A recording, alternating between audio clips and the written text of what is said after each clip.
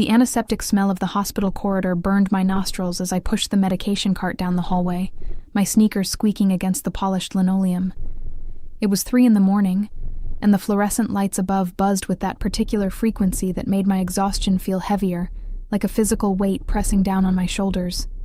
I'd been on my feet for 11 hours straight, my lower back screaming in protest with every step, but I couldn't afford to slow down. Not when I needed every extra shift I could get. My fingers trembled slightly as I checked the patient charts, the words blurring together. Mrs. Chen in 304 needed her blood pressure medication. Mr. Rodriguez in 307 was due for his insulin. The routine was mechanical, my body moving on autopilot while my mind wandered to darker places. To the stack of bills on my kitchen counter. To the eviction notice that had arrived last week. To the daughter I hadn't seen in 3 days because of these back-to-back shifts.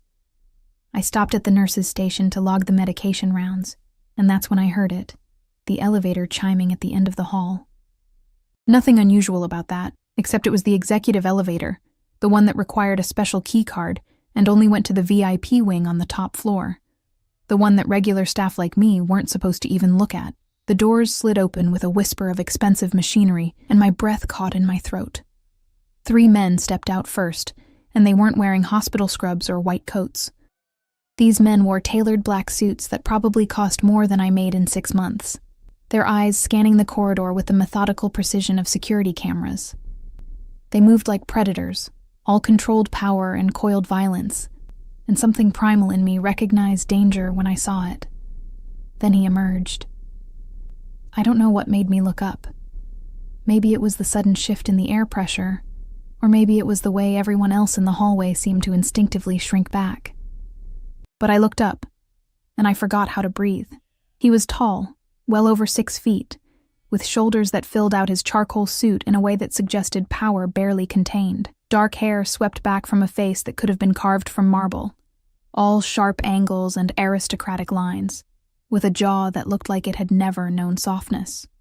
But it was his eyes that trapped me, dark and fathomless, scanning the hospital corridor with an intensity that made me feel like he was cataloging every detail, every weakness, every threat. The scent reached me even from 20 feet away, expensive cologne mixed with something darker, like leather and smoke and danger. It cut through the hospital's sterile smell like a knife through silk. I quickly looked down at my charts, my heart hammering against my ribs. Don't stare, don't draw attention. Don't. Excuse me. The voice was deep, cultured, with an accent that spoke of old money and older power. It rolled over me like warm honey laced with poison, and I realized with growing horror that he was speaking to me. I looked up slowly, meeting those dark eyes, and felt the world tilt slightly on its axis. Yes? My voice came out smaller than I intended, barely above a whisper. He took a step closer, and his security detail moved with him like synchronized shadows. Up close, I could see the fine weave of his suit, the platinum watch on his wrist that probably cost more than my car, the way his presence seemed to fill all the available space and demand more. I'm looking for the intensive care unit, he said, his gaze never leaving my face. Private suite 1201. Top floor, I managed, pointing toward the executive elevator he'd just exited. But that's the VIP wing. You'll need... I have clearance. He produced a black card from his breast pocket, and I caught a glimpse of gold lettering I couldn't quite read. Can you show me the way? It wasn't really a question. The way he said it made it clear that refusal wasn't an option, even though every instinct I had was screaming at me to run in the opposite direction. I'm not assigned to that floor, I said, clutching the medication chart to my chest like a shield. I'm sure one of the VIP nurses can... I'm asking you. 3 words, spoken quietly, but they carried the weight of absolute authority. This was a man who was used to being obeyed, who had probably never heard the word no in his entire life. And the way he was looking at me, with that dark, unreadable intensity, made me feel like a butterfly pinned to a board. I swallowed hard. Of course, this way. I led them to the elevator, acutely aware of his presence behind me, of the way his security detail moved in perfect formation, of the way other staff members seemed to materialize out of nowhere and then quickly disappear when they saw who was in the corridor. The head nurse, Maria, shot me a wide-eyed look from the nurse's station, her expression a mixture of concern and confusion. Inside the elevator, the space felt impossibly small. He stood close enough that I could feel the heat radiating from his body, could smell that intoxicating scent of expensive cologne and danger. One of his guards pressed the button for the top floor, and the doors slid closed with a soft hiss that sounded like a trap snapping shut. "What's your name?" he asked, his voice cutting through the silence. "Emma." I kept my eyes fixed on the digital display above the doors. Floor 3, floor 4, Emma Walsh. Emma. The way he said it, slow and deliberate, made it sound like something precious. "How long have you worked here?" 2 years. Floor 5. Floor 6. Why was this elevator so slow? "I'm just a nurse, nothing special." I doubt that. I made the mistake of glancing at him and found him watching me with an expression I couldn't decipher. There was something in his eyes, interest maybe, or calculation, or something darker that made my pulse quicken in a way that had nothing to do with fear and everything to do with a different kind of danger. The elevator chimed, and the doors opened onto a floor I'd only seen once during orientation. The VIP wing was a different world. Plush carpeting instead of linoleum, artwork on the walls, private suites instead of shared rooms. This was where the wealthy came to suffer in comfort, where discretion was purchased along with premium medical care. I led him down the hushed corridor to Suite 1201, my hands shaking slightly as I checked the door number. "Here you are, Mr. Nikolai." He stepped closer, and I found myself backed against the wall beside the door, trapped between his body and the expensive wallpaper. He wasn't touching me, but he didn't need to. His presence alone was enough to make me feel caged. Nikolai Volkov. The name rang a distant bell, something I'd heard whispered in the break room, or caught in snatches of news reports I was too tired to fully process. Something about organized crime, about a family that ran the city from the shadows, about a man who was as dangerous as he was, powerful. "I should get back to my rounds," I said, trying to edge sideways. But there was nowhere to go. "You're afraid." It wasn't a question, and there was something almost like amusement in his voice. "Smart girl, you should be." Before I could respond, the door to Suite 1201 opened, and a doctor I didn't recognize appeared, an older man with silver hair and an expensive suit that marked him as private, not hospital staff. "Mr. Volkov, we've been waiting." The doctor stopped when he saw me, his eyes widening slightly. "I see you found your way. Emma was kind enough to escort me." Nikolai finally stepped back, giving me room to breathe, but his eyes never left my face. "Thank you for your assistance." I nodded, too flustered to speak, and practically fled back to the elevator. My hands were still shaking when I pressed the button, and I could feel his gaze on my back the entire time, burning like a brand. The elevator doors finally opened, a different elevator, the regular one, and I stumbled inside, leaning against the wall as soon as the doors closed. My heart was racing, my palms sweaty, and I couldn't shake the feeling that something had just shifted in my carefully controlled world. I made it back to the 3rd floor and threw myself into my work, trying to forget those dark eyes and that dangerous voice. But throughout the rest of my shift, I couldn't stop thinking about him, couldn't stop feeling the ghost of his presence. At 6 a.m., my shift finally ended. I changed out of my scrubs in the staff locker room, my movements mechanical with exhaustion. My phone buzzed, a text from my sister asking if I could pick up Lily from school today. I responded with a quick yes, even though I had another shift starting at 6 p.m. I'd figure it out. I always did. I was halfway across the parking lot, fumbling for my car keys in my oversized purse, when I heard it. The screech of tires, the roar of an engine. I looked up just in time to see a black SUV careening around the corner, heading straight for the parking lot entrance at a speed that was definitely not safe for a hospital zone. I jumped back instinctively, my purse flying from my hands and spilling its contents across the asphalt. Wallet, phone, lip balm, loose change rolling everywhere. The SUV screeched to a stop about 10 feet away, and my heart was pounding so hard I thought it might burst through my ribcage. But that wasn't the worst part. The worst part was when I bent down to gather my scattered belongings, and saw what had fallen from an inner pocket of my purse. A small plastic bag containing about 50 white pills. Pills that definitely weren't prescribed to me. Pills that I had absolutely no explanation for being in my possession. Pills that I had never seen before in my life. My hands froze, hovering over the bag as my mind raced. This wasn't possible. I didn't use drugs. I didn't sell drugs. I was a single mother working 2 jobs to keep a roof over my daughter's head. I was Emma Walsh? I looked up to find 2 police officers approaching, and my blood turned to ice. Behind them, getting out of the black SUV with a satisfied smirk on his face, was someone I recognized, someone I'd prayed I would never see again. Marcus Chen, my ex-boyfriend. Lily's father, the man who had disappeared 3 years ago, leaving me pregnant and alone, with nothing but debt and broken promises. And judging by the look on his face, he had just destroyed my life all over again. The handcuffs bit into my wrists as the police officer guided me into the back of the patrol car. Cold metal, unforgiving pressure. I'd never felt anything like it, never imagined I would. The world had taken on a surreal quality, like I was watching someone else's nightmare unfold from a distance. I don't understand, I kept saying, my voice breaking. Those aren't mine. I've never seen those pills before. Please, you have to believe me. The female officer, Rodriguez according to her name tag, gave me a look that was equal parts sympathy and skepticism. Ma'am, they were in your purse. That's possession. We need to take you in for processing. Through the window, I could see Marcus leaning against his SUV, talking on his phone. Even from here, I could see the satisfaction on his face, the cruel twist of his mouth. He looked different than I remembered. Harder, meaner, wearing expensive clothes that didn't match the struggling musician he'd been 3 years ago.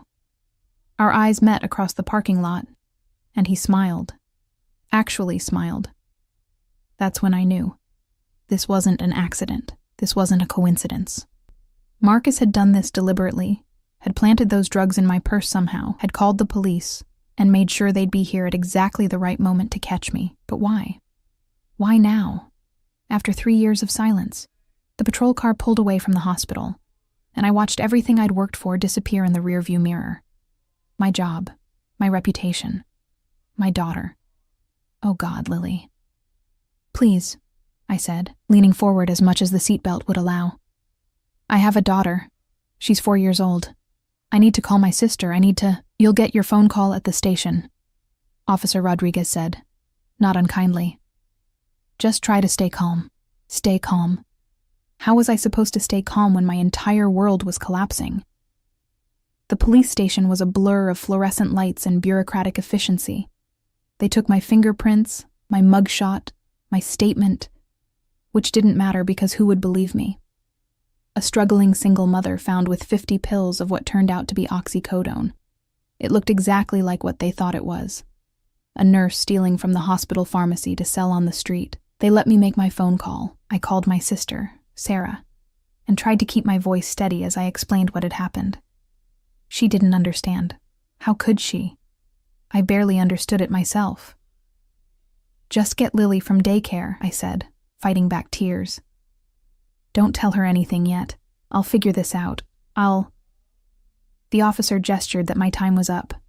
I spent 6 hours in a holding cell, staring at gray walls and trying not to panic. They said I'd see a judge for bail hearing in the morning. They said I should call a lawyer. They said a lot of things that didn't matter because I didn't have money for a lawyer, didn't have money for bail, didn't have anything except a daughter who needed me, and a job I'd almost certainly lost. It was nearly 2 p.m. when they came to get me. Not for the bail hearing. That wouldn't be until tomorrow morning. No, they were moving me to a different cell, something about processing and paperwork, and I was too numb to care anymore. The officer led me down a different corridor, one that seemed quieter than the rest of the station. My legs felt like lead, my mind foggy with exhaustion and shock. I'd been awake for over 30 hours now, and reality had started to feel increasingly untethered. We stopped at a door marked Interview Room 3, and confusion flickered through my haze. I thought you were moving me to a different cell. The officer didn't answer, just opened the door and gestured for me to enter. The room was small, with a metal table and 4 chairs. And sitting in one of those chairs, looking completely out of place in this institutional setting, was Nikolai Volkov. He'd removed his suit jacket, and his white dress shirt was rolled up at the sleeves, revealing forearms corded with muscle. He was leaning back in his chair with the casual confidence of a man who owned everything around him, including, apparently, this police station. "Uncuff her," he said, his voice cutting through my shock. The officer hesitated. "Sir, the regulations, now." One word, spoken quietly. But the officer immediately moved to remove my handcuffs. The moment they clicked open, I felt Nikolai's eyes on my wrists, on the red marks the metal had left behind. Something dark flickered across his face, something that made my breath catch. "Leave us," he said, and the officer practically fled from the room. The door closed with a soft click that sounded unnaturally loud in the sudden silence. I stood there, frozen, unable to process what was happening. "What are you doing here?" "Sit down, Emma." It wasn't a request. My legs gave out, and I collapsed into the chair across from him more than sat. Up close, in the harsh fluorescent lighting, I could see details I'd missed in the hospital corridor, the faint scar along his jawline, the way his dark eyes seemed to see through every defense I'd ever built, the controlled power in every movement. "I don't understand," I whispered. "Why would you—" "Tell me what happened." He leaned forward, his elbows on the table, his full attention focused on me with an intensity that made me feel stripped bare, everything. So I did.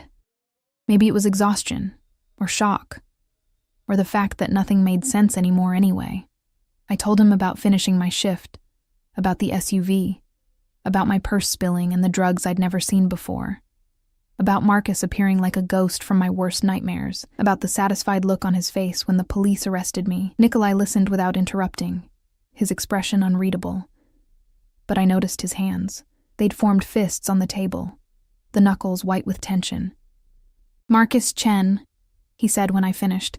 "Your ex-boyfriend? Lily's father."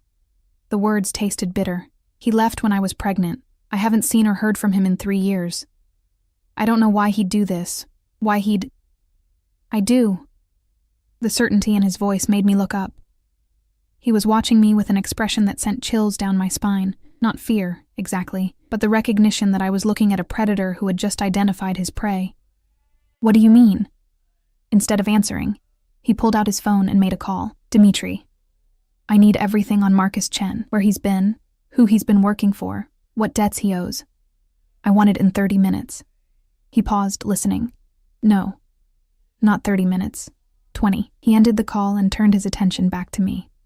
"Marcus Chen has been working for the Zhao family for the past 18 months. Small-time smuggling, mostly. He owes them approximately $300,000. My mind reeled. "How do you know that? Why would you know that?" A slight smile curved his lips, but there was no warmth in it. "Because the Zhao family operates in my city, Emma. And I make it my business to know everyone who does." The implications of what he was saying slowly penetrated my exhausted brain. "You're—" "Yes." He didn't elaborate, didn't need to. The single word confirmed what I'd already suspected in the hospital corridor. I should have been terrified. I should have been running for the door, screaming for help. But instead, I heard myself ask, "What does this have to do with me? Why would Marcus set me up? Insurance?" Nikolai's jaw tightened. "The Zhao family lost a shipment 2 weeks ago. $50,000 worth of pharmaceutical-grade opioids. They think Marcus stole it, and they're right. He needed a scapegoat, someone to take the fall while he disappears.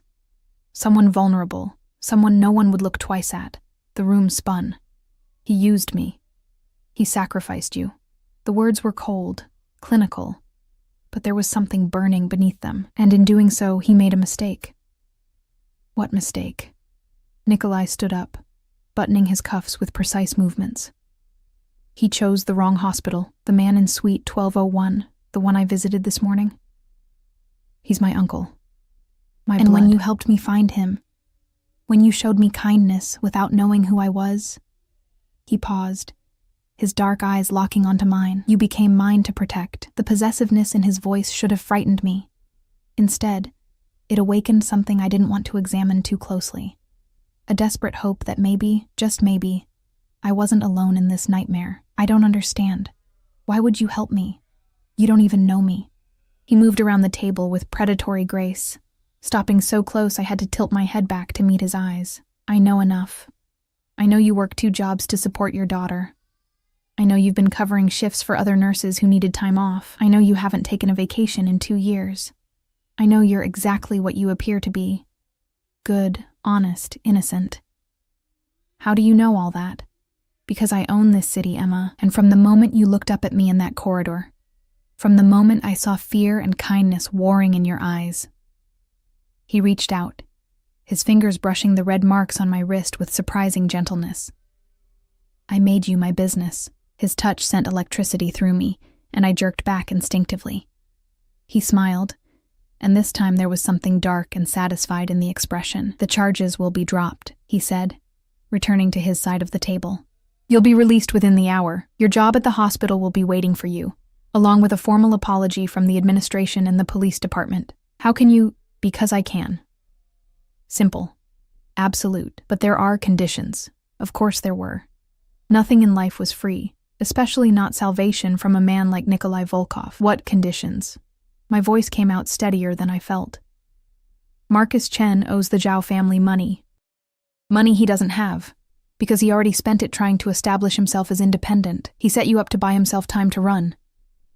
But running won't save him, Emma. Not from them, and certainly not from me. I don't want revenge. I just want my life back. Too late for that. He leaned forward, his eyes boring into mine. Marcus knows you saw him. He knows you can identify him.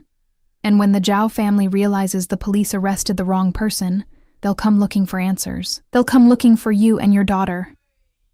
Terror flooded through me, cold and paralyzing. Lily. Oh God, Lily. I have men watching your sister's house right now. Your daughter is safe, but she'll only stay safe if you agree to my terms. I wanted to argue, to fight, to maintain some semblance of independence, but I was a mother first, and Lily's safety trumped everything else. What do you want? You and your daughter move into my estate, under my protection, under my name. You work at the private medical facility I own instead of the public hospital. Better pay, better hours, and most importantly, controlled access. No one gets to you without going through me first. It sounded like a cage wrapped in silk. For how long? Until I've dealt with Marcus and neutralized the threat from the Zhao family, he paused. Or until you choose to leave. That last part surprised me. I can leave? You're not a prisoner, Emma. You're under my protection. There's a difference. His eyes darkened. Though I should warn you, I'm not good at letting go of things I consider mine. There it was again. That possessive edge that should have terrified me, but instead made something flutter low in my stomach. And if I say no, then I walk out of this room, and you take your chances with the legal system, with Marcus, with the Zhao family. You gamble with your life and your daughter's future. He stood up, preparing to leave. Choose quickly, Emma. My patience has limits. I thought of Lily, of her bright smile and infectious laugh, of the way she called me Mama and trusted me to keep her safe. I thought of Marcus's satisfied smirk, of the drugs planted in my purse, of how easily my life had been destroyed in a single moment. I thought of having nowhere else to turn. Okay, I whispered. We'll come. Nikolai's smile was triumphant and terrifying in equal measure. Smart girl.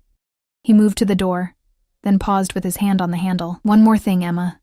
From this moment forward, you don't speak to anyone about our arrangement without my permission. You don't go anywhere without security.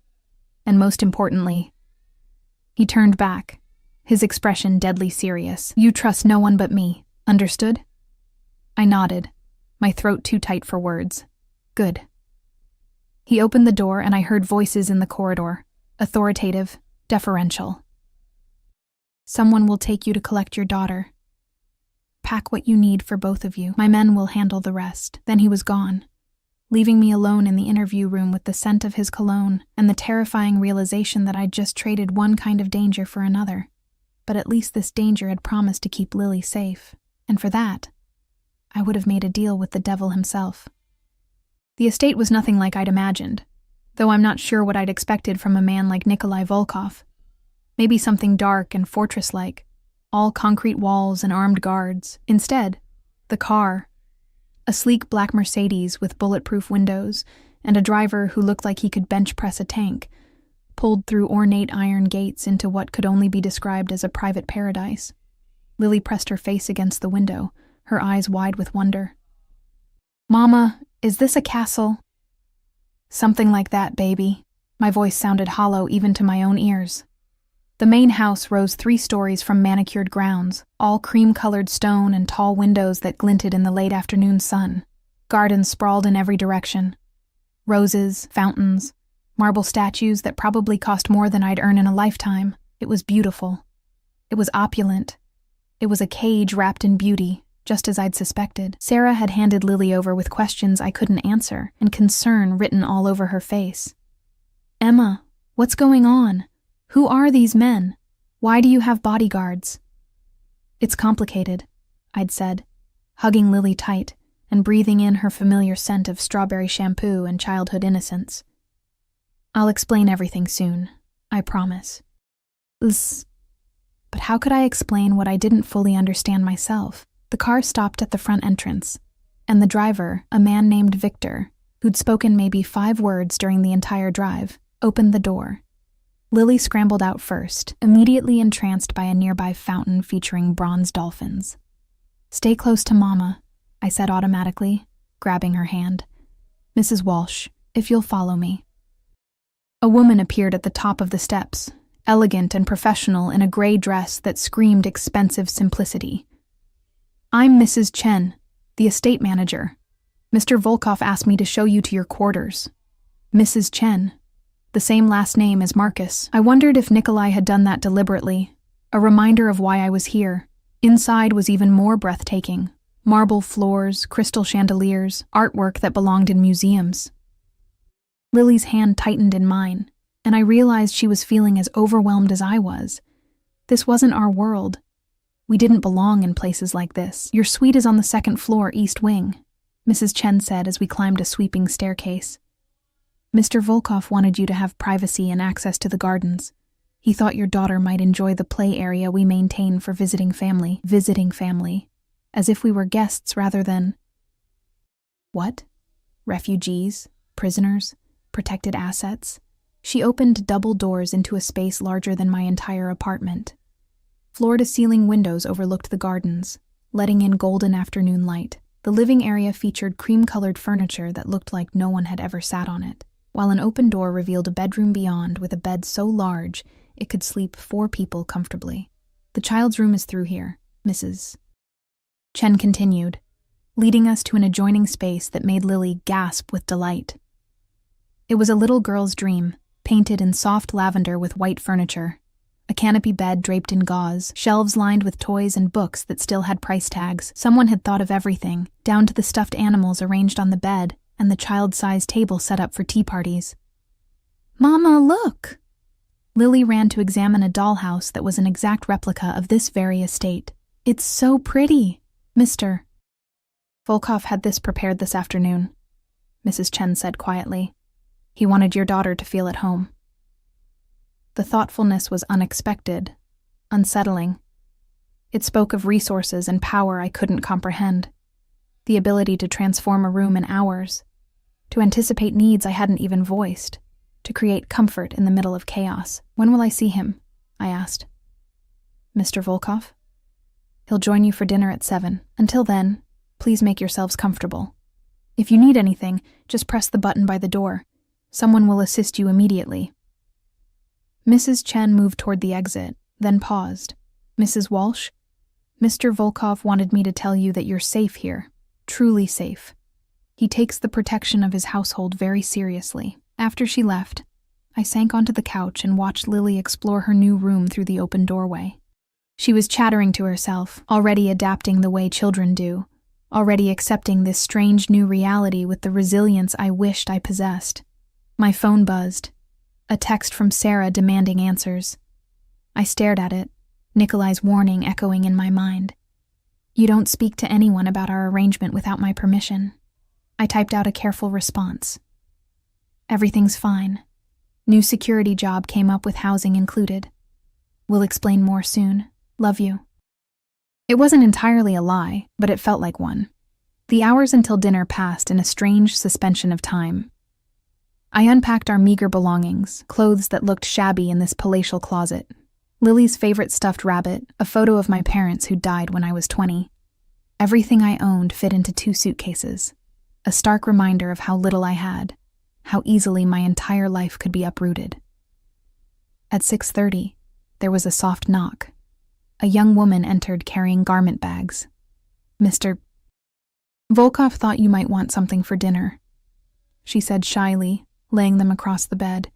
"He asked that I help with your hair and makeup, if you'd like."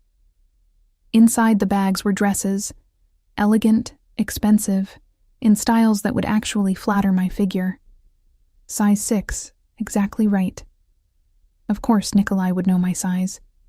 He seemed to know everything else. I chose a simple navy dress, declining the makeup help, but accepting assistance with my hair. The woman, her name was Irina, styled it into a loose updo that made me look sophisticated, almost beautiful. Almost like I belonged here. Lily wore a pink dress that had been included in the haul, and she twirled in front of the mirror, delighted. "I look like a princess." "You are a princess," I said, kissing the top of her head and trying not to think about the cost of everything we were wearing. Mrs. Chen returned at 7 precisely to escort us to dinner. We walked through corridors lined with art I didn't recognize but suspected was priceless, past rooms whose purposes I could only guess at. The house seemed to go on forever, a labyrinth of luxury. The dining room was more intimate than I'd expected. A round table set for 3, candles flickering in crystal holders, windows overlooking gardens now lit by strategically placed lights that turned the landscaping into something magical. And there, standing by the window with a glass of what looked like whiskey, was Nikolai. He'd changed into dark slacks and a black dress shirt, the sleeves rolled up the way they'd been in the police station. He looked relaxed, dangerous, completely at ease in this world of wealth and power. When he turned and saw us, something flickered across his face. Satisfaction, possession, and something else I couldn't name. Emma. My name on his lips sounded different than when other people said it, weighted with meaning I didn't understand. "I'm glad you're here." His eyes traveled over me, taking in the dress, the hair, every detail. And I felt suddenly exposed despite being fully clothed. Then his gaze shifted to Lily, and his expression softened in a way I hadn't thought possible. "And you must be Lily." He crouched down to her level, making himself less intimidating. "I'm Nikolai. Welcome to my home." Lily, who was usually shy with strangers, studied him with the intense scrutiny only a 4-year-old could manage. "You have a big house." "I do. Do you like it?" "Uh-huh, especially the dollhouse, and the dolphins." She tilted her head. "Are you Mama's friend?" "Yes," he said without hesitation, his eyes flicking to mine. "I'm your Mama's very good friend." The lie, if it was a lie, came so smoothly. But Lily accepted it with a nod, and Nikolai straightened, gesturing to the table. "Shall we eat? I hope you're both hungry." Dinner was surreal. Courses appeared as if by magic. Soup, salad, perfectly cooked salmon with vegetables Lily actually ate without complaining. Nikolai kept the conversation light, asking Lily about her favorite toys, her daycare, what she wanted to be when she grew up. He was charming, attentive, and if I hadn't known who and what he was, I might have believed he was exactly what he appeared to be, a wealthy man being kind to a woman and child who needed help. But I did know, and I couldn't forget the controlled violence in his security detail, the way people obeyed him without question, the darkness that lurked behind those watchful eyes. After Lily started yawning into her dessert, Mrs. Chen appeared to take her up to bed. "I'll read her a story and stay until she falls asleep," she assured me when I started to protest. "It's all right," Nikolai said quietly. "Let Mrs. Chen handle it. You and I need to talk." Once Lily was gone, the air in the room seemed to thicken. Nikolai refilled his whiskey and poured me a glass of white wine without asking if I wanted it. I took it anyway, needing something to do with my hands. "She's lovely," he said, returning to his seat. "She has your eyes, and her father's smile." The words came out more bitter than I intended. Not that he ever stuck around to see it. Marcus Chen made many mistakes in his life. Leaving you was the first, crossing me was the last. The casual certainty in his voice sent chills down my spine. What are you going to do to him? What do you want me to do to him? He leaned back, watching me over the rim of his glass. He tried to destroy your life, Emma. He used you as a disposable pawn. He put your daughter at risk. What do you think he deserves? I wanted to say mercy. I wanted to be the bigger person, to prove I wasn't capable of the darkness I saw in Nikolai's eyes. But when I thought of Lily, of how close I'd come to losing her, of the fear and helplessness I'd felt in that holding cell, I want him to pay, I whispered. I want him to understand what he did to us. Good. Nikolai's smile was predatory. Because he will. But first, I need information from you. Everything you remember about Marcus. His friends, his habits, places he liked to go, anything that might help me find him before the Zhao family does, so I told him. It felt like excavating a grave, pulling up memories I'd buried deep, the apartment we'd shared, the clubs where Marcus played his music, the friends who'd enabled his worst impulses. It wasn't much, and most of it was 3 years old, but Nikolai listened intently, occasionally asking questions that revealed just how thoroughly he understood the city's criminal underbelly. He'll run to his cousin in Brooklyn, Nikolai said when I finished. David Chen. Small-time fence thinks he's smarter than he is. I'll have men there by morning, and then what? Then I'll have a conversation with Marcus about the consequences of his choices. He stood up, moving to the window. But that's not your concern, Emma. Your concern is adjusting to life here, keeping Lily happy and safe, and starting your new position at my medical facility next week. Just like that, I'm supposed to pretend everything's normal. Normal is relative. He turned back to face me, and in the candlelight, his features took on a harder edge. You're under my protection now. That means you follow my rules, accept my decisions, and trust that I know what's best for your safety. The arrogance should have infuriated me. Instead, it awoke something I didn't want to acknowledge. A treacherous relief at having someone else make the decisions, carry the weight, ensure Lily's safety. I'd been alone for so long, fighting so hard, and the temptation to surrender that burden was overwhelming and dangerous. I'm not good at following rules, I said, meeting his gaze, or accepting other people's decisions. No?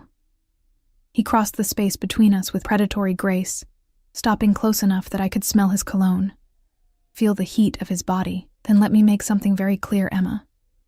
I don't care what you're good at. I care about keeping you alive.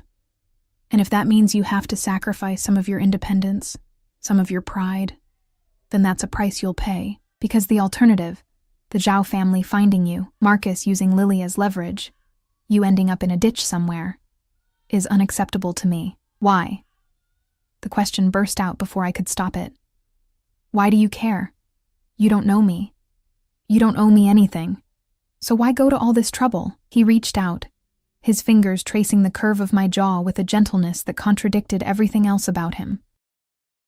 Because from the moment I saw you in that hospital corridor, exhausted and kind and so goddamn beautiful it hurt to look at you, I knew you were mine to protect, mine to keep, mine. The possessiveness in his voice should have terrified me. Instead, it ignited something low in my belly, a heat that had nothing to do with fear and everything to do with the dangerous attraction I'd been trying to deny since I first met his eyes. That's insane, I whispered. Yes. His thumb brushed across my lower lip, and my breath caught. But I've never claimed to be sane, Emma. I'm a violent man who's done terrible things. I've killed, stolen, destroyed lives without remorse. But you, his eyes burned into mine. You're different. You're good. And I'm going to keep you that way. Even if it means keeping you locked in a cage made of silk and gold. He stepped back abruptly, as if touching me had burned him. Go to bed, Emma. Tomorrow, we'll discuss your new work schedule and security protocols. For tonight, just rest. You're safe here. I wanted to argue, to demand more answers, to understand what I'd gotten myself into. But exhaustion was pulling at me like an undertow, and Lily was upstairs waiting, and maybe, just maybe, I needed to accept that some questions didn't have comfortable answers. "Good night, Nikolai," I said quietly. "Good night, Emma." He turned back to the window, dismissing me. "Sleep well. Tomorrow, everything changes." I walked back through the labyrinth of corridors, finding my way by instinct and the discreet guidance of a guard stationed at every turn. When I finally reached our suite, I found Lily fast asleep in her canopy bed, Mrs. Chen sitting in a chair nearby with a book. "She went down easy," the older woman said softly. "Tired from all the excitement. I'll leave you now. But if you need anything during the night, just press the call button." Alone in my own oversized bed, staring at the ceiling through gauze curtains that filtered moonlight into something dreamlike, I finally let myself process everything that had happened. 24 hours ago, I'd been a single mother working double shifts and barely scraping by. Now I was living in a mansion under the protection of a man who spoke of ownership like it was romance, who promised violence as if it were devotion. I should have been planning my escape. Instead, I was thinking about the way his thumb had felt against my lip, the promise in his dark eyes, the terrifying security of being claimed by someone powerful enough to destroy anyone who threatened me. My phone buzzed one last time before I silenced it, a text from an unknown number. "Sleep well, Emma. My men are watching. You're safe." I shouldn't have found comfort in that message. But as I drifted off to sleep, surrounded by luxury I hadn't earned and protection I'd never asked for, I realized that safety had become more precious than freedom, and that realization scared me more than anything else. 3 days passed in a blur of routine that felt anything but normal. Each morning, I woke to find breakfast already prepared in the suite's kitchenette, fresh fruit, pastries, coffee that tasted like liquid gold. Lily adapted with the ease of childhood, already befriending the gardener's daughter and spending hours in the play area that had indeed been designed for visiting family members I'd never met. I should have felt like a guest. Instead, I felt like a bird in a gilded cage, beautiful and trapped in equal measure.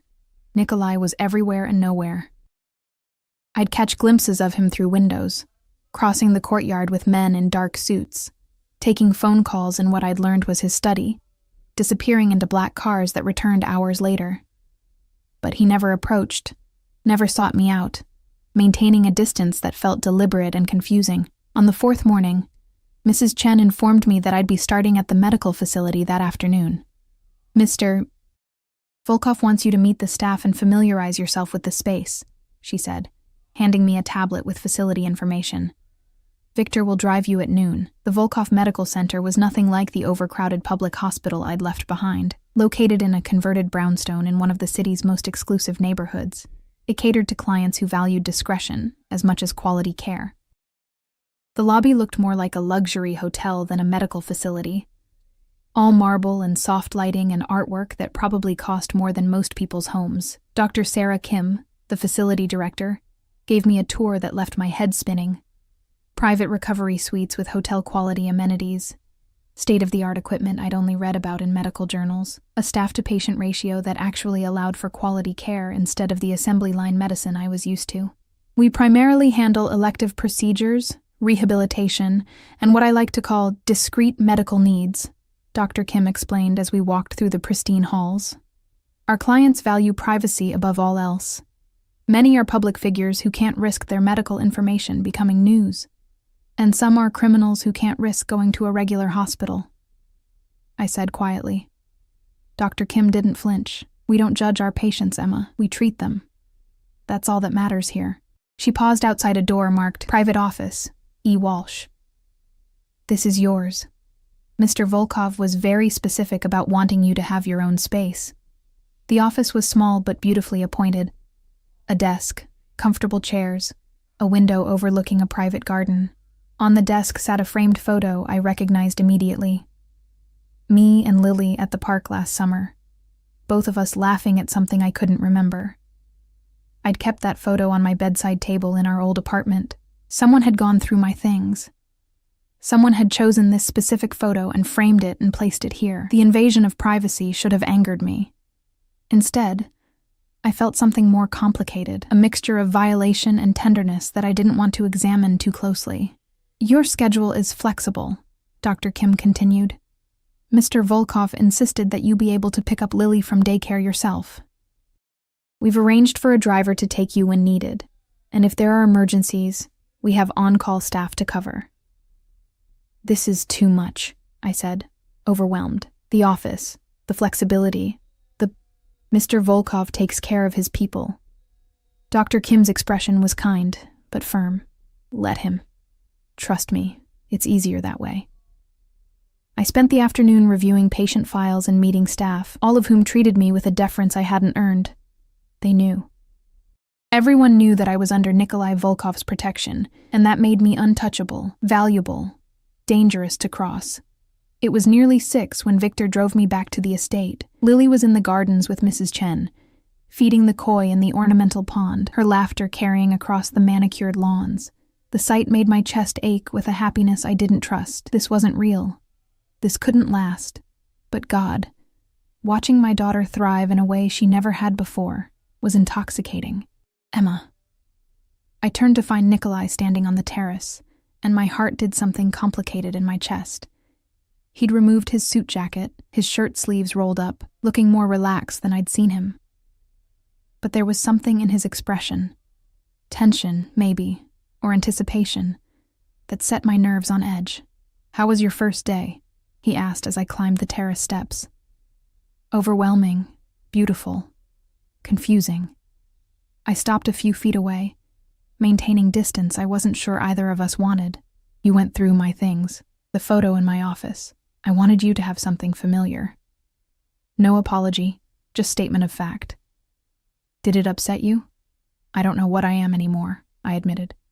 Grateful, angry, confused, scared, all of it at once. He moved closer, and I held my ground, even though every instinct screamed at me to step back. You're allowed to feel all those things, Emma. This situation is far from normal. Have you found him? The question I'd been afraid to ask. Marcus? Something dark crossed Nikolai's face. We're close. He's been moving around, trying to stay ahead of both me and the Zhao family. But he'll make a mistake. They always do. And when you find him, that depends. He reached out, tucking a strand of hair behind my ear with a gentleness that seemed at odds with the violence I knew he was capable of. On what you want me to do. Before I could answer, his phone buzzed. He glanced at it, and his entire demeanor changed, the relaxation vanishing, replaced by cold, lethal focus. I need to take this. Go inside, Emma. Now. The urgency in his voice triggered every alarm bell I had. What's wrong? Inside. Now. He was already moving toward the house, phone pressed to his ear, speaking rapid Russian to whoever was on the other end. I hurried after him, fear crawling up my spine. Something was wrong. Something was very wrong. Inside, the house had transformed into controlled chaos.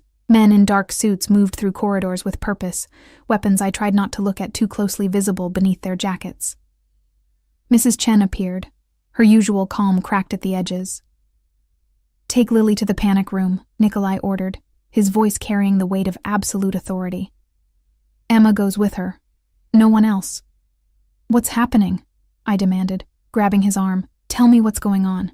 He looked down at where I touched him, then back to my face, and what I saw there made my blood run cold. The Zhao family found out about you. They're on their way here. Now. The world tilted. How? How could they? Marcus. The name came out like a curse. He gave them your location to buy himself more time. They're 15 minutes out, maybe less. He gripped my shoulders, forcing me to focus on him. Listen to me very carefully, Emma. You and Lily are going into the safe room beneath the house. You'll be protected there. My men will handle this. Your men. There's how many of them? How many are coming? Does it matter? His eyes burned into mine. I would call 1,000 men to protect you. I would burn this entire city down before I let them touch you or your daughter. Do you understand me? The ferociousness in his voice, the absolute certainty, should have terrified me. Instead, it ignited something fierce and primal in my chest, a recognition that this man, this dangerous, violent man, had claimed me as his to protect, and he would keep that promise no matter the cost. Nikolai, Go, now." He kissed my forehead, quick and hard, then pushed me toward Mrs. Chen. "Keep them safe." The panic room was accessed through a hidden door in the library, revealed when Mrs. Chen pressed a specific book spine. Stone steps descended into what looked like a bunker. Reinforced walls, security monitors, supplies for an extended stay. Lily, who Mrs. Chen had collected from the garden, looked scared for the first time since we'd arrived. "Mama, what's happening?" "Just a precaution, baby." I pulled her close, trying to keep my voice steady. "We're going to wait here for a little while, okay? It's like a game." "I don't like this game," she whispered against my chest. "I know, sweetheart. I know." Mrs. Chen sealed the door behind us, and the locks engaged with a series of mechanical clicks that sounded like a tomb closing. The security monitors showed multiple angles of the estate: the gates, the driveway, the house exterior. On one screen, I could see Nikolai standing in the courtyard, surrounded by what looked like at least 40 men in tactical gear. 40 men. To protect me. The absurdity and gravity of it hit me simultaneously. "Mrs. Walsh," Mrs. Chen said softly, "you should see this." She pointed to another monitor, this one showing the road leading to the estate. My breath caught. Cars. So many cars. Black SUVs moving in formation. At least 20 of them. Maybe more. "That's the Zhao family?" I whispered. "And their associates." Mrs. Chen's face was grim. "They brought an army."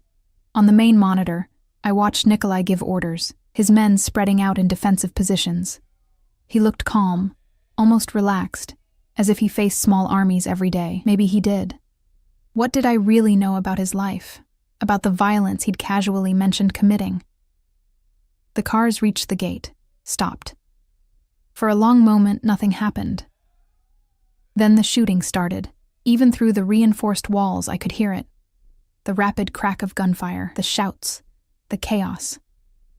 Lily clamped her hands over her ears, and I pulled her into my lap, covering her body with mine, useless protection against what was happening above us. The monitors showed hell. Muzzle flashes in the growing darkness. Men taking cover behind vehicles, walls, statues. The beautiful gardens being torn apart by bullets. And in the center of it all, Nikolai, moving with lethal precision, returning fire with a calm that spoke of extensive experience. "How long will this last?" I asked Mrs. Chen, my voice shaking. "Until one side wins or retreats." She was watching the monitors with the detachment of someone who'd seen this before. "The Zhao family is trying to send a message. Mr. Volkov is sending one back." Minutes crawled by like hours. On screen, I watched bodies fall. Some of Nikolai's men, more of the attackers. The violence was surreal, like watching an action movie, except this was real. These were real bullets, real blood, real death, happening because of me. Then on one monitor, I saw something that made my heart stop. More cars, dozens of them. Coming from every direction, surrounding the Zhao family's forces like a closing fist. "What?" I started. "Reinforcements." Mrs. Chen's lips curved into a small smile. Mr. Volkov called in the families allied to him. The Sokolovs, the Petrovs, the Ivanovs. Every Russian organization in the city just showed up to defend his territory. I watched in awe as what had to be hundreds of men emerged from the newly arrived vehicles. The Zhao family, realizing they were suddenly outnumbered at least 3-1, began retreating. The shooting intensified briefly, then started to fade as the attackers fled. It was over in less than 30 minutes. 30 minutes that felt like a lifetime. The all-clear signal came through. 3 long tones on the intercom system. Mrs. Chen unlocked the door, and we emerged into a house that looked untouched, as if the battle outside had never happened. But when I stepped onto the terrace, I could see the damage, bullet holes in the stone walls, shattered windows, flowers destroyed, fountains cracked, and bodies. Oh God. The bodies being loaded into vehicles, covered with tarps, disappeared with the efficiency of people who'd done this many times before. Nikolai stood in the courtyard, covered in what looked like someone else's blood, talking to men I didn't recognize. His suit was ruined, his face grim, but he was alive. He was alive. The relief that flooded through me was overwhelming, confusing, terrifying in its intensity. He saw me on the terrace and said something to the men around him before striding toward the house. His men parted before him like water, and I saw the respect. No, the worship in their eyes as he passed. This was who he really was, not the charming man who'd been kind to Lily at dinner, not the protective figure who'd promised to keep me safe. This was Nikolai Volkov, the ruthless head of the Russian Bratva, who commanded armies and waged wars and left bodies in his wake. He took the terrace steps 2 at a time, stopping directly in front of me. Up close, I could see the blood splattered across his shirt, the cut above his left eyebrow, the fury still burning in his dark eyes. "Are you hurt?" His hands were on my face, tilting it toward the light, checking for injuries that didn't exist. "I'm fine. We're fine." My voice came out steadier than I felt. "You're bleeding." "It's nothing." He dismissed the cut with a wave. "Emma, I need you to understand something. What you just witnessed. That's the world I live in. That's who I am. Violence, death, war. It's my reality. And now it's yours too, because of me." "Because of Marcus," I corrected. "He's the one who—" "No." His grip tightened on my face, forcing me to meet his eyes. "This is on me. I claimed you, made you mine, and that put a target on your back. The Zhao family came here to send me a message. That they can reach my people, hurt what I protect. They failed today, but they'll try again. Everyone will. Now that they know you matter to me." The revelation hung between us, heavy and significant. "I matter to you. Yes." No hesitation, no softening of the admission. "You matter. More than you should. More than is wise. More than I can afford. But I can't seem to make myself care about the consequences." On the monitor, I could still see through the terrace doors. Bodies were being cleared, damage assessed. The world Nikolai had just described made visceral and real. I should have been repulsed. I should have been planning to run the moment I had the chance. Instead, I found myself saying, "What happens now?" "Now?" A dark smile curved his lips. "Now I make it very clear that touching you means death. I'm going to find Marcus, and I'm going to make an example of him that will echo through every criminal organization in this city. I'm going to show the Zhao family what it costs to come after what's mine. And then..." He leaned closer, his breath warm against my ear.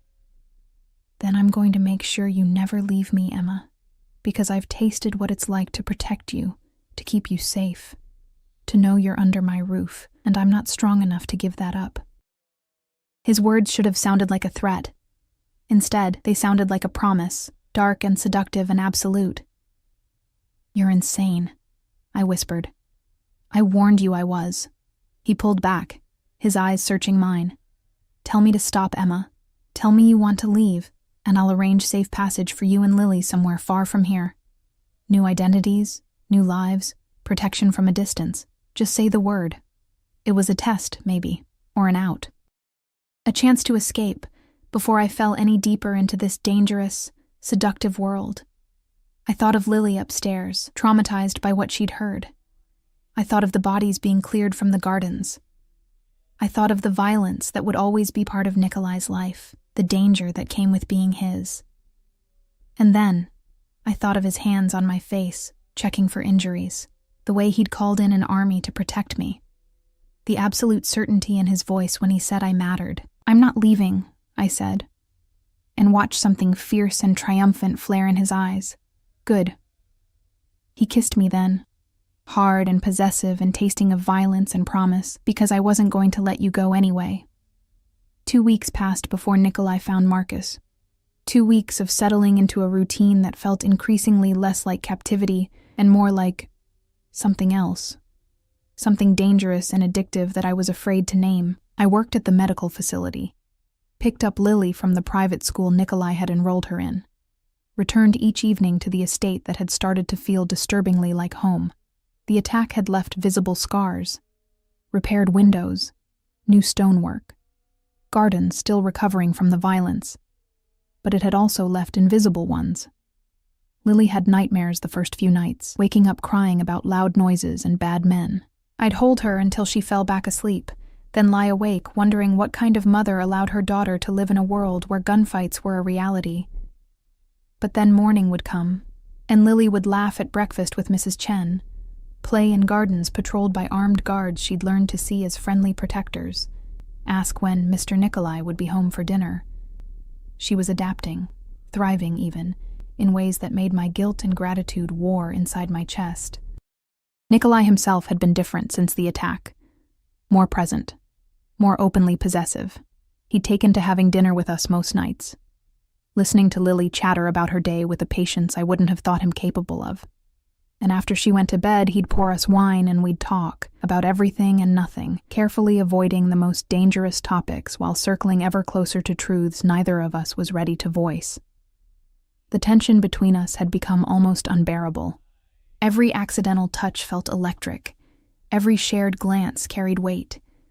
We hadn't kissed again since that night on the terrace, but the memory of it hung between us like a promise waiting to be fulfilled. On the 14th night, I was reading in the suite sitting room when Nikolai appeared in the doorway.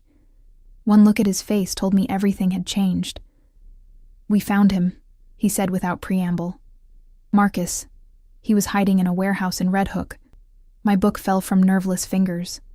"Is he alive? For now." He stepped into the room, closing the door behind him with a soft click that sounded unnaturally loud. "I wanted to give you a choice, Emma. I can handle this myself, make him disappear, and you never have to think about him again. Or you can come with me, see him. Say whatever you need to say before I finish this." His eyes were dark, unreadable. "There's no right answer. Whatever you choose, I'll understand." I should have said no, should have let Nikolai handle it, while I stayed safely removed from the violence I knew was coming. But Marcus had destroyed my life, planted drugs to send me to prison, used our daughter as a bargaining chip to save his own skin. And some primal part of me needed him to see that he'd failed, that I'd survived, that I was stronger than he'd ever given me credit for. "I want to see him," I said quietly. Nikolai's expression didn't change, but something flickered in his eyes. Approval, maybe, or satisfaction. "Get your coat. We leave in 5 minutes." The warehouse was exactly what I'd expected. Decrepit, isolated, the kind of place where screams would go unheard. Victor drove us there in silence, and when we arrived, I saw at least 20 of Nikolai's men stationed around the perimeter. Whatever was about to happen, there would be no interruptions, no rescue. Inside, the space had been cleared except for a single chair in the center, illuminated by harsh fluorescent work lights. And tied to that chair, bleeding from a split lip and what looked like a broken nose, was Marcus Chen. He looked up when we entered, and the fear in his eyes transformed to shock when he saw me. "Emma? What the fuck?" "Careful." Nikolai's voice cut through the warehouse like a blade. "That's the last time you speak to her without permission." Marcus's gaze darted between us, understanding dawning. "Oh God. You're with him? You're with Volkov?" "She's under my protection," Nikolai corrected, his hand settling possessively on the small of my back. "Because of what you did. Because you tried to destroy her life to save your worthless skin." "I didn't have a choice. The Zhao family would have killed me. They wanted their money and I didn't have it, so I—" Marcus cut himself off, realizing his defense only made things worse. "So you sacrificed the mother of your child." Nikolai circled the chair slowly, a predator evaluating prey. "You planted drugs in her purse, called the police, arranged for her arrest, all while knowing she was innocent, knowing she had Lily to care for, knowing exactly what prison would do to her life." "I was desperate." Marcus's voice rose, panicked. "You don't understand what it's like owing the Zhao family. They were going to— I don't care what they were going to do." The temperature in the room seemed to drop with Nikolai's words. "I care that you made Emma a target, that you endangered a child, that you thought you could use my city as your personal playground without consequences." He nodded to one of his men, who stepped forward with a metal case. When it opened, I saw things I didn't want to identify. Tools designed to cause pain, to extract information, to inflict suffering. I should have looked away, should have left the warehouse, waited in the car, preserved some innocence, but I couldn't move, Couldn't stop watching as Marcus's face went white with terror. "Please," Marcus whispered. "Please. I'll do anything. I'll disappear. You'll never see me again, I swear." "You're right about one thing." Nikolai selected something from the case. "Pliers," I realized with sick fascination. "I'll never see you again. But first, Emma has something to say to you." All eyes turned to me. Marcus is desperate and pleading. Nikolai's dark and expectant. The guards carefully neutral. And I realized this was my moment. My chance to confront the man who'd abandoned me, betrayed me, nearly destroyed everything I'd built. I stepped closer to Marcus's chair, close enough to see the fear sweat on his face, smell the desperation rolling off him in waves. Up close, he looked smaller than I remembered, weaker, pathetic in a way that made my years of anger seem almost wasted. "You left me pregnant and alone," I said, my voice steady despite the emotions churning inside. "I worked 2 jobs to support our daughter. I went without sleep, without food, without anything that wasn't absolutely necessary, just to give her a decent life. And she's amazing, Marcus. She's smart and kind and beautiful, and you'll never know her. You'll never get to see the person she becomes." "Emma, please. I'm not finished." The steel in my voice surprised even me. "You could have just disappeared. You could have stayed gone, and I would have been fine with that. But you couldn't even give me that dignity. You had to actively try to destroy me, to take away the life I'd built without you. And for what? A few extra weeks of running from people you owed money." Marcus was crying now, tears mixing with the blood on his face. "I'm sorry. God, Emma, I'm so sorry. I never meant for—" "You're not sorry," I interrupted. "You're scared.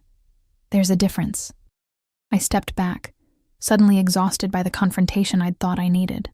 "I came here thinking I wanted revenge, that I needed to see you suffer for what you did. But looking at you now, I realize you're already suffering. You're going to die tonight because you made stupid choices and burned every bridge you ever had. And I don't need to watch that. I don't need to carry that with me." I turned to Nikolai. "I'm ready to leave." Something like respect flickered across his face. He nodded to Victor, who moved to escort me out, but I paused at the warehouse door, looking back one last time. "She asks about you sometimes," I said to Marcus. "Lily. She asks why she doesn't have a daddy like other kids. I tell her that her daddy loved her but couldn't stay. I made you into something noble in her mind, something tragic. You should know that she'll grow up thinking well of you, even though you don't deserve it. That's my gift to her, not to you. The gift of not knowing what her father really was." Then I walked out into the night air, leaving Marcus to face the consequences of his choices. In the car, Victor drove in silence while I stared out the window at the city lights blurring past. Behind us, in that warehouse, Nikolai was doing things I didn't want to imagine. Terrible things. Necessary things, maybe, in the world he inhabited. I should have felt guilty, should have felt complicit, should have felt something other than the numb exhaustion that had settled over me like a blanket. By the time we reached the estate, it was after midnight. Mrs. Chen assured me Lily had gone to bed without incident, and I checked on her anyway, needing to see her peaceful face. Remind myself why any of this mattered. I was in my own room, changed into pajamas and trying to pretend I might actually sleep, when I heard the suite door open. Heavy footsteps crossed the sitting room, then my bedroom door swung open to reveal Nikolai. He'd cleaned up, changed clothes, but there was something raw in his expression that hadn't been there before. He looked at me like a drowning man looks at shore, desperate, determined, barely holding himself together. "Is he dead?" I asked, even though I knew the answer. "Yes." No elaboration, no justification, just simple truth. "Good." The word surprised us both, but I meant it. Marcus had made his choices, and those choices had consequences. In Nikolai's world, those consequences were terminal. "Are you afraid of me now?" Nikolai asked, still standing in the doorway. "Now that you've seen what I'm capable of?" I should have said yes, should have recoiled from the violence, maintained some moral high ground.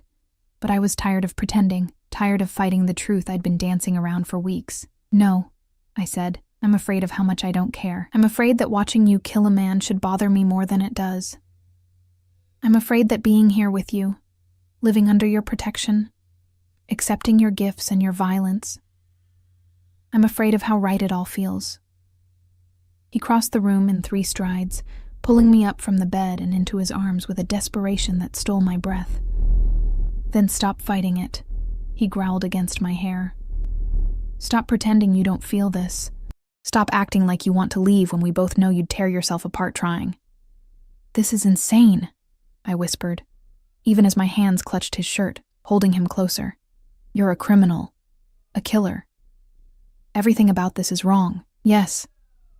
His lips found my temple, my cheek, the corner of my mouth.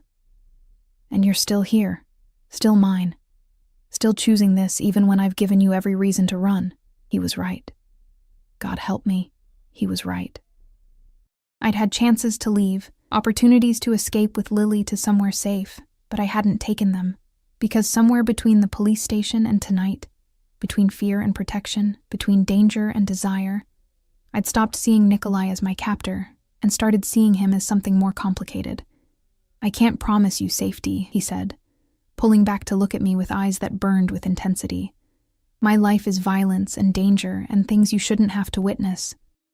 But I can promise you this. I will protect you and Lily with everything I have. I will destroy anyone who threatens you. I will give you anything you want, anything you need, anything that makes you happy, and I will never, ever let you go. That's not a promise, I said softly. That's a threat. It's both. His thumb traced my lower lip, the gesture achingly familiar from that night in the police station. Tell me you don't want this. Tell me you don't feel it too, and I'll walk out of this room right now. I'll keep you safe. Keep my distance. Let you live here as nothing more than someone under my protection. Just say the words. I should have said them. Should have maintained boundaries, protected myself, thought about Lily and what kind of example I was setting. Should have been the responsible single mother I'd always tried to be. Instead, I kissed him. It was different from the brief, possessive kiss on the terrace.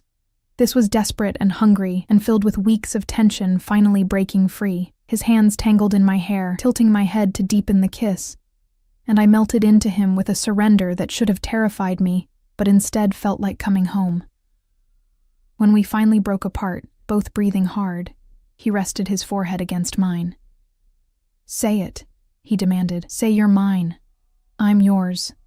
The words came easily, naturally, like they'd been waiting weeks to be spoken. God help me, I'm yours. The smile that crossed his face was pure triumph, mixed with something softer, relief, maybe, or joy, or the same desperate happiness I felt blooming in my chest, despite every logical reason not to. And Lily? I had to ask, had to know. What does this mean for her? It means she gains a father who will actually protect her. His voice was fierce. I'll adopt her legally, give her my name, make sure she never wants for anything. She'll grow up safe, educated, prepared for whatever life she chooses. And anyone who tries to hurt her will face the same fate as Marcus Chen. Violence and devotion, inextricably linked. That was who Nikolai Volkov was, and I was choosing him anyway. This is crazy, I said again. But there was no conviction in it anymore. Yes, he agreed, pulling me back into his arms. But you've always known that. 6 months later, I stood in the estate gardens watching Lily chase butterflies with the unself-conscious joy of a 5-year-old who'd never known real fear. She called Nikolai Papa now, had done so since the adoption was finalized 3 months ago.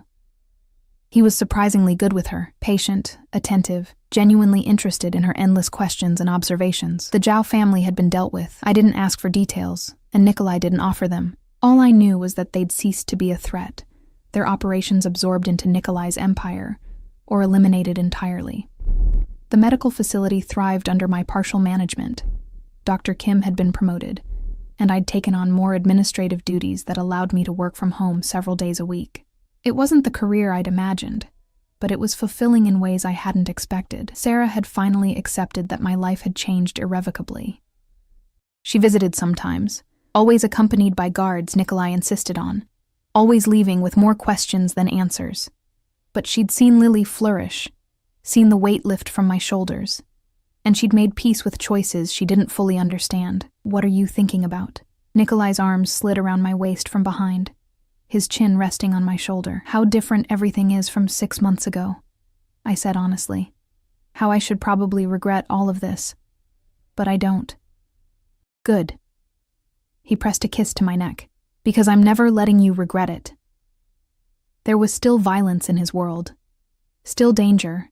Still moments when armed men appeared, and conversations happened in rapid Russian that I'd started to learn, but didn't yet fully understand. But there was also this afternoon sunshine, my daughter's laughter, strong arms around me, and the certain knowledge that I was protected, cherished, claimed by a man who would burn down the world to keep me safe. "I love you," I said, the words coming more easily each time I spoke them. "I know." His arms tightened. "You're mine, Emma. You always have been. From the moment I saw you in that hospital corridor looking exhausted and beautiful and so goddamn strong, and you always will be." It should have sounded like a threat. Instead, it sounded like a promise, and I was more than willing to keep it. Lily ran over, grabbing both our hands. "Papa! Mama! Come see! There's a butterfly on the roses, and it's huge." We followed her across the manicured lawn, the three of us together, a family forged from violence and protection, and a love that made no logical sense but existed anyway, fierce and unbreakable. I'd traded one life for another, given up independence for security, normalcy for danger, freedom for protection, and somehow, impossibly, I'd found happiness in the exchange. Marcus had tried to destroy me. Instead, he'd pushed me toward the one man powerful enough to save me and possessive enough to never let me go. The irony wasn't lost on me. But as I watched Nikolai crouch down to examine the butterfly with Lily, his dangerous face softened by genuine affection for the daughter who'd stolen his heart as thoroughly as I had, I realized I didn't care about irony. I cared about this, about us, about the strange, violent, beautiful life we'd built from the ashes of my old one, and I wouldn't change a single thing. The sun set over the estate, painting the gardens in shades of gold and amber. Inside, dinner would be waiting, prepared by staff who'd become family, served in a dining room where violence and tenderness existed in equal measure. Later, after Lily was asleep, Nikolai and I would retreat to the bedroom we now shared, where he'd hold me like I was precious and claim me like I was his. Because I was his, completely, irrevocably, dangerously his. And I'd never been happier.